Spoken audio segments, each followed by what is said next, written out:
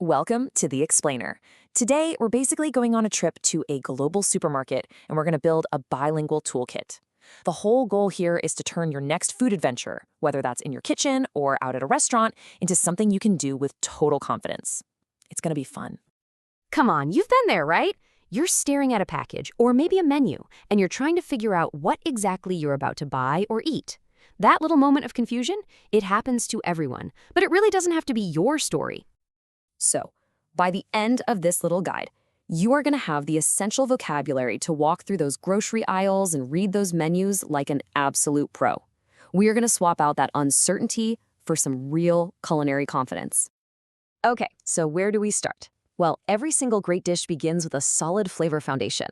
So our first stop is the aisle with the absolute must-haves, the aromatics and spices that make everything taste amazing.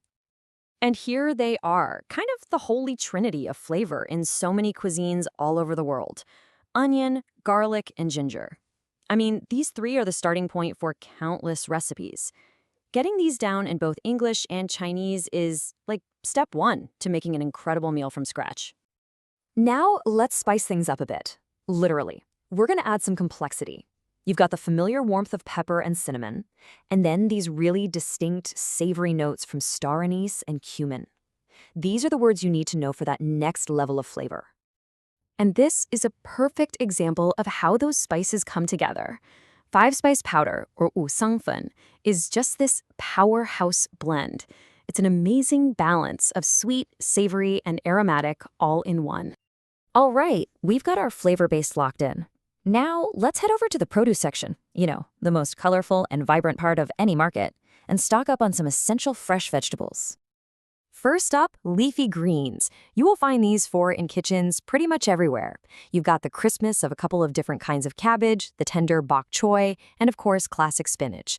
These are absolute everyday staples. And here's where the language gives you a really cool clue. See, gaoli cai usually means that round, dense cabbage we see a lot in Western cooking. But da bai cai, which literally translates to big white vegetable, is that leafy, oblong napa cabbage. It's a super practical distinction that's built right into the name. Okay, now let's get a little more down to earth with some root vegetables. Carrots, potatoes, sweet potatoes. These are so versatile, so hearty, and just fundamental to so many comfort food dishes we all love. And here's a fantastic linguistic quirk for you. Depending on where you are, the word for potato might be malinshu, or it could be tudo, which literally means earth bean. How cool is that? Same exact vegetable, just a different regional name. That's a great little tidbit to have in your back pocket. All right, the cart is loaded up with veggies. Next stop, the protein counter. This is where we find the heart of our meal, right? We're talking everything from the land to the sea. So let's start with the big four: beef, pork, chicken, and duck. Knowing these is absolutely essential, whether you're at the butcher shop or just trying to figure out what's on the menu. Now here's a really useful distinction that we often gloss over in casual English. The language makes a clear separation between gao yang rou, which is lamb, and cheng yang rou, which is that stronger flavored mutton from an adult sheep. Knowing that difference is key to getting exactly the flavor you're looking for. Okay, let's cast our nets a little wider and grab some seafood. We've got some really popular choices here, like rich salmon, sweet shrimp and crab, and those delicate scallops. All fantastic options from the water. You know how in English we kind of use shrimp and prawn interchangeably?